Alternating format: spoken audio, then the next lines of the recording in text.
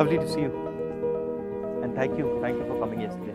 No, don't, because I felt that it's my duty as an Indian to voice my anguish, my apprehensions at what's happening. And before coming, I was just looking through the pages. There's a big book I have in your grandfather's name. Achha.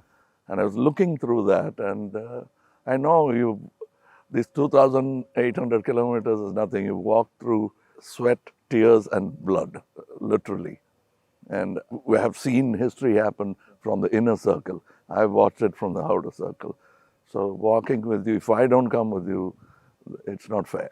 My nephew's a photographer. So I said, listen, I want to give a little present to my friend Kamal Haasan. And I said, give me a picture, one of your pictures, as a gift to him. So I want you to guess what he came up with. What picture do you think he gave me? I don't know. But Come, let's go and see it. yeah. Oh, it's here. Tells you what Kamal is, right? And so this is what he gave me. This is what he came up with. Oh. Oh, he shot this? He shot this, and that's for you, because it tells us your approach, your attitude to life, and the fact that you're a great Indian and a great Tamil. Thank you. And we're proud of you. Thank you. It looks nice, huh? Oh, lovely. I'm quite interested in how you see what is going on in India. Of course, an Indian person, but also a Tamil person, because the view from South India often looks very different. It is. Than the view from North I'm India. sure it is the same from Assam or Meghalaya. The same, exactly. At the capital. We forget history, and we are only agitated by the topical or recent happenings. I talk a lot about Gandhiji now. It is not right from the beginning. My father was a congressman, but my environment made me a bitter critic of Gandhiji when I was in my teens. My father did not say, he said, just read history. I think you're talking from today. Yeah, but today matters, is my question. He's a lawyer, and he didn't argue with me on this case. Around 24, 25, I discovered Gandhiji on my own. And over the years, exponentially, I've become a fan. And that's me, to explain myself. You to actually correct yourself and say sorry. That's why I made Hey Ram, Right. a film where I played a parallel assassin, Wow. wanting to kill Gandhiji. And as he goes nearer to the person and the truth, he changes. Yeah. But it's too late. Somebody else does the job that he wanted to do, but he had changed his mind. That's the story of Hey Ram. So you came up with the idea? Yes, that is my way of saying sorry to my Bapu. Excellent. That's quite a sort of sophisticated, intelligent way of looking at the problem. Yeah, because I have to take the onus of all the crimes, including what happened in your family. We let it happen. But I think inside what you're saying is hatred is actually blindness and misunderstanding. Yes, and the worst form of criticism is an assassination. I think that's very cheap. And It's a coward. A coward does that only, because he has no other way to fight. But that cannot be the answer. So what's your view then of the violence and the hatred that is being spread in the country? I mean, I view it as a consequence of the fear that is being spread in the country. No, this is actually a synthetic, reproduced, manufactured thing. I don't think so, because go into Kerala, more than Tamil Nadu, you will find amity prevails. Unless you doctor it. You can do it from either side. I think there are more sides to it than just Hindu and Muslim. We have to look at all that and understand that this country will flourish only with this plurality. As a person who loves Tamil Nadu, loves the Tamil people, whenever I go there, I try to understand slightly better, what exactly is the Tamil idea, right? And so as somebody who, is looking at it from far, What does it mean to be Tamil? I know that the Tamil language is very important, but what does it actually mean? It means the same as wanting to be a Maharashtrian Yeah. or Telugu or a Malayali. We all have a pride, but I must say something about Tamil Nadu. They always feel that it's an island with parochial mindset and language chauvinism. Everybody is proud about their language, but I can tell you, you can go to a village, any village or town, my town, and just stand in the middle of the road and shout Nehru. A dark man will turn around, Yeah. or you say Bose. Yeah. Somebody will turn around and he doesn't look anything like Yeah. Nehru ji or Bose ji. And they'll turn, you'll find Gandhi, many Gandhis. That is the mindset. And at a particular point, they felt there was apathy from the center. That happens every time. It will happen with every government. They are now unhappy with what is happening now. But that's not permanent if you could approach it like you're doing it now. The reason why I want to celebrate your walk is reaching out to the people and lending the ear instead of standing on a podium and lecturing. Yeah. That's commendable from your side. But my experience when I go to Tamil Nadu, right, is that they express themselves in a very passionate, Yes. it's different expression. So if you go to Maharashtra, people show affection, but the way the Tamils show affection is something completely different. I get that feeling when I go there, and I always wonder, what is that exactly? How does it, why such strong affection or strong expression or so passionate? It's part of the culture. It's a very old culture, and they've seen wars, they've seen battles, they've learned a lot from Jainism, Yeah. Buddhism. It's a mixture of everything. That kind of affection was enjoyed by Kamaraj, Yeah. MGR, all those leaders. They are moved to tears, Yeah. laughter, screaming Yeah. when they see the man of the. I think around the country it's like that with variations. And also the Tamil language is very important to them. Yes, I think even non-religious, godless people celebrate Tamil and worship Tamil. So you said you've got, you're doing this fashion business, and so you know a lot about what is going on in the rest of the world. How do you see the United States, China, these countries? Where do you see India's place in all this? Nowhere less than them, Yeah. but we should walk the talk. Yeah. Like you're doing, every Indian must walk the talk. I want to be, or simply resigning yourself to calling it a third world country. Yeah. You can't do that anymore. That's blasphemy. And you said in our earlier discussion that production has a lot to do with it. The ability to produce something and Yes. sell it outside India, not just in India. Yeah, we can't have a toddy mindset because you can't bottle it. It has to be had Right. then and there. We are in G20 not because of one government, Yeah. successive governments. And whatever good they could do, that has accumulated and come to this day. So we are aware of that. And you were talking about China. I want you to say more. The security of the country, both internal and external. Yeah. Your opinion on it. I was speaking to some ex-servicemen the other day, and I was mentioning to them that security today in the 21st century, it's not good enough just to say, okay, what do our borders look like, right? Because security today has become a holistic thing. You don't necessarily get attacked from the borders. You can get attacked from inside. You can get attacked by cyber weapons. You can get attacked by, use of your media. So in the 21st century, one has to have a global view about security. And that's where I think our government has completely gone and miscalculated. We constantly hear about what is going on the border. And the fact of the matter is that China has taken 2,000 kilometers of our territory, okay, square kilometers. And frankly, we haven't said anything. The Prime Minister hasn't said anything. The military has clearly said that they're sitting in our territory, but the Prime Minister said nobody has come. This sends a very clear message to China. And the message is, we can do whatever we want, and India will not respond, right? And in fact, in some of the conversations that they are having with our military, they're actually making the statement that, look, your Prime Minister himself has said we are not in your territory. So what is the conversation about? So that's one aspect of it. Yeah, to them it will look like we are whistling in the dark to allay fear. Yeah. No, and Looking out somewhere no, else. imagine if you are the leader, right? And your forces and my forces are negotiating, and your forces are coming and saying you're in my territory, and then I say no, but your leader has said we're not. So it destroys the entire negotiation position of Yes, India. yes. Right? So that's one aspect of it.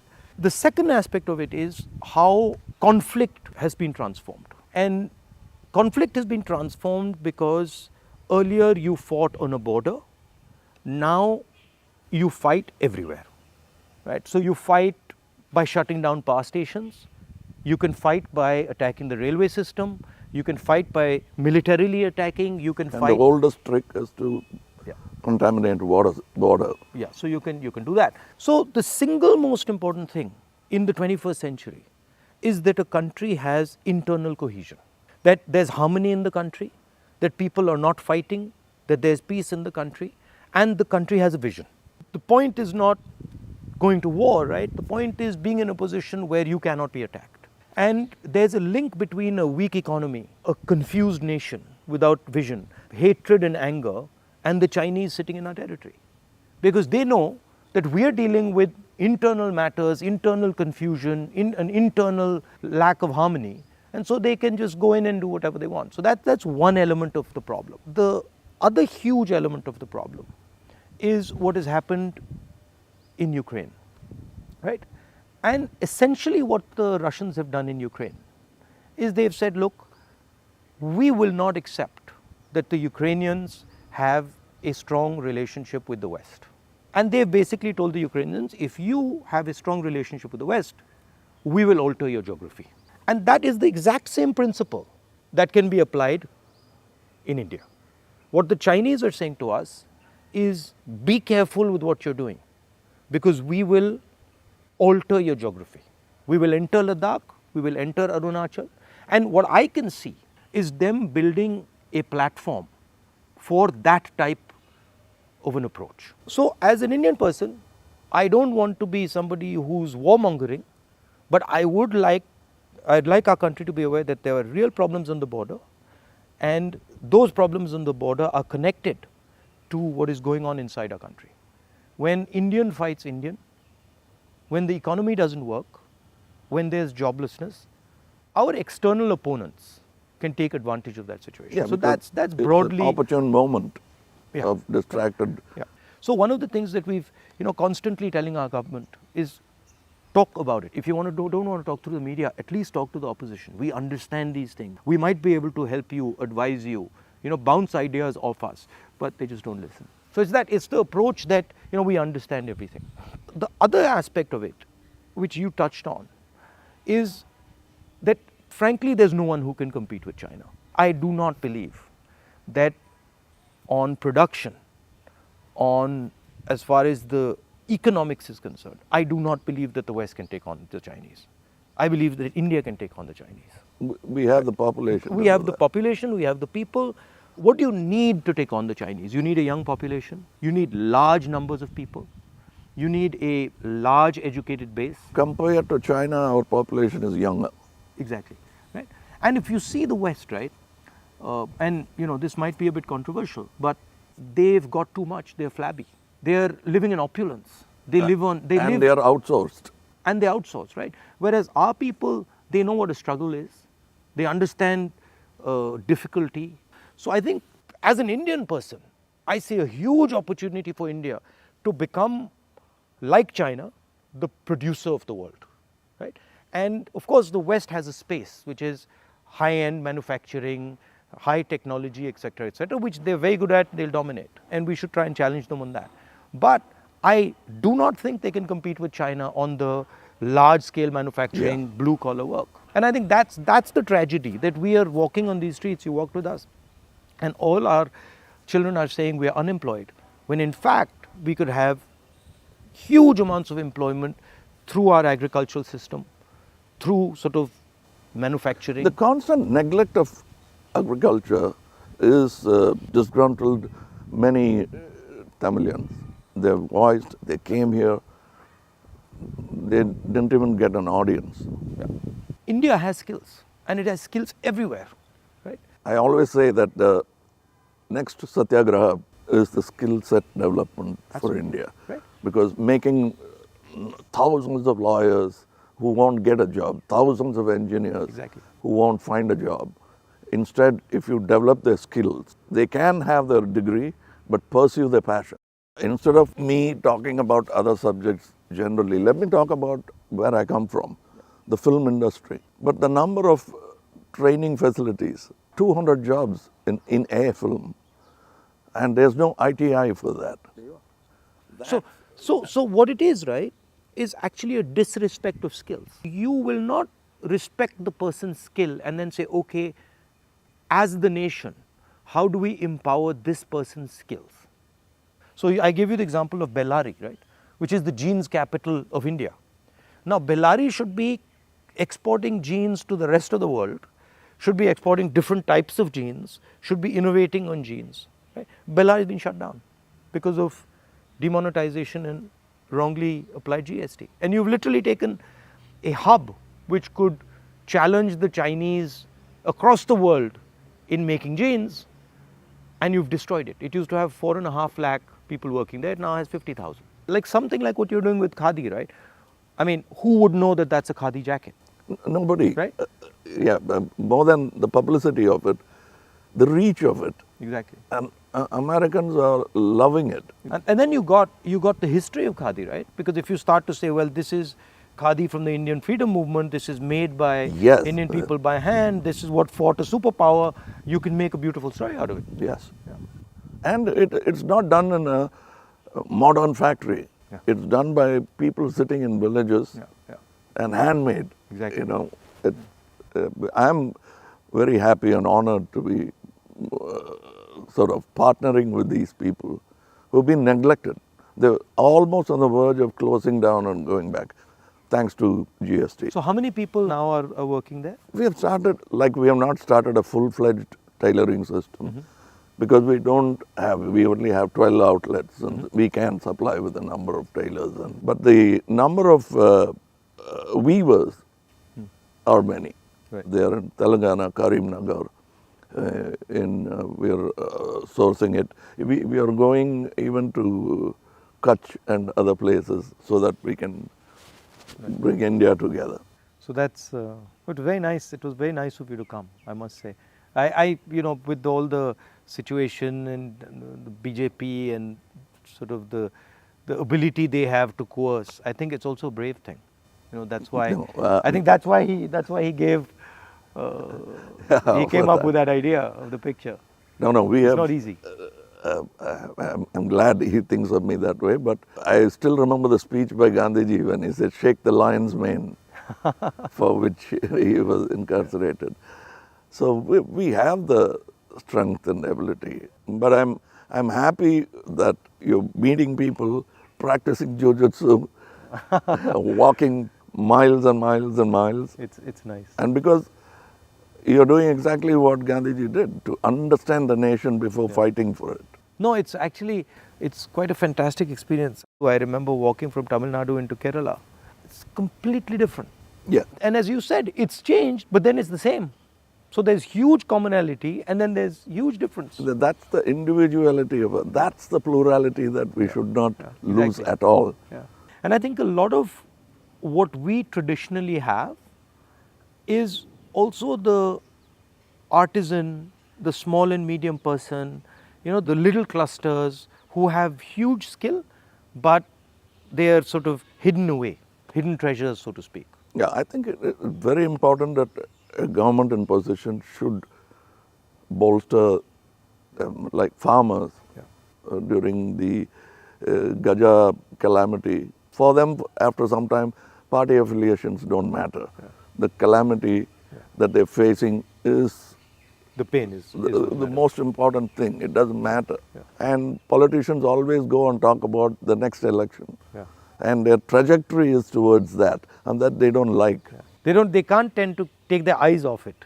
Politicians. I find that. And I get criticized a lot, sometimes where they're like, he's not election centric. I mean, I think of course, one has to fight elections, one has to be in politics, one has to take them seriously. But there's also another role of people. There's a role of bringing people together, of listening, of being affectionate. That role, I think, is a very important role. What we have done through our party is that simply sort of wipe the dust away from the Gram Sabhas and brought it back into, now it's happening because we are attending and now we want to take it into the towns. I think people should participate in politics, not necessarily electoral politics only. Exactly. But they must have a firm say that politicians will have to understand it's not all about number crunching, that they'll have to answer certain things. And people should also feel that I can vent or complain. I can say something, and politicians should also feel that I can take some punishment. He's shouting at me, okay, no problem. I did something wrong. I go and listen to what he's doing, what he's saying. I think that's, people don't like criticism. I think criticism is a good thing. I think we are a very young democracy still, in spite of 75 years. The reminiscence of the monarchy is still in our mind. Yeah. No, that's a profound thing you've said. It's true. It's still, they want loyalty. And politicians who are in power want to somewhere behave like a king. Because it's not too far behind in history that we had princely states. 70 years, yeah. But I think if you look, a lot of sort of our chief ministers and leaders, the approach is that of a king. You look, you're like unilateral decisions. I will do whatever I want, not taking into account what people feel, not listening. I think there's quite a lot of that. Yeah, and they are offended when you call them a civil servant. Yeah. I'm not a civil servant. Yeah. I'm in position, I'm in power. But that's what we are, ultimately. It should be a position of honor rather than position to usurp. Yeah. The trustee idea of Mahatma Gandhi. Over the time, I'm looking for people who are at least a semblance of that in them, because it's unique. He's a tall international figure. Yeah. And that we realize when he's not there. Well, anyway, I won't keep you. No, I'm keeping you. It's lovely to see you. And whenever you're in Delhi, next time, maybe we go and have a meal or something. Yeah, sure. I'd love to do that. And I'd like you to look into our thing I've sent. I will. I'll give you my your measurements. I will 100%. We'd like to dress you up. Okay, I'll do that. Thank you.